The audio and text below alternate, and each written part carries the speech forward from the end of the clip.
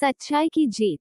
एक समय की बात है, एक धर्मात्मा राजा ने अपने राज्य में एक अनोखी चुनौती रखी। उन्होंने घोषणा की कि जो कोई भी सच्चाई के साथ पूरा जीवन जीता होगा, उसे अपार धन और सम्मान से नवाजा जाएगा। इस घोषणा से पूरे राज्य में हलचल मच गई। हर कोई इस इनाम को पाने के लिए उत्सुक था। उसी राज्य में एक गरीब लेकिन ईमानदार किसान रहता था। उसने अपने जीवन के हर कदम पर सच्चाई को अपनाया था। चाहे वह उसके खेती का काम हो या उसके पड़ोसियों के साथ उसका व्यवहार, वह हमेशा सच्चाई के मार्ग पर चलता रहा।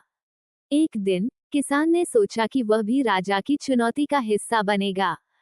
वह राजा के दरबार में गया और अपनी सादगी और ईमानदारी की कहानियां सुनाई।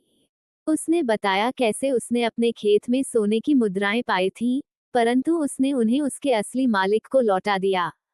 कैसे उसने अपने पड़ोसी की भूलवश भेजी गई अनाज की बोरी उसे वापस कर दी थी। राजा उसकी कहानियों से प्रभावित हुए।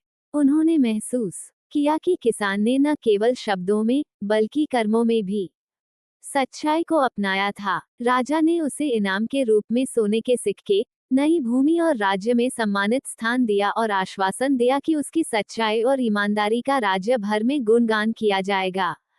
इस घटना से प्रेरित होकर अन्य लोगों ने भी सच्चाई के मार्ग को अपनाने का संकल्प लिया। ये घटना पूरे राज्य में सच्चाई और ईमानदारी के महत्व को उजागर करने वाली बन गई। लोगों ने समझा कि भले ही सच्चाई का मार्ग कठिन हो, परंतु उसके परिणाम हमेशा शुभ और संतोषजनक होते हैं। नैतिक शिक्षा। सच्चाई हमेशा जीतती है। ये कहानी हमें ये सिखाती है कि सच्चाई का मार्ग चुनना हमेशा फलदायी होता है और अंत में यही जीत की कुंजी होती है।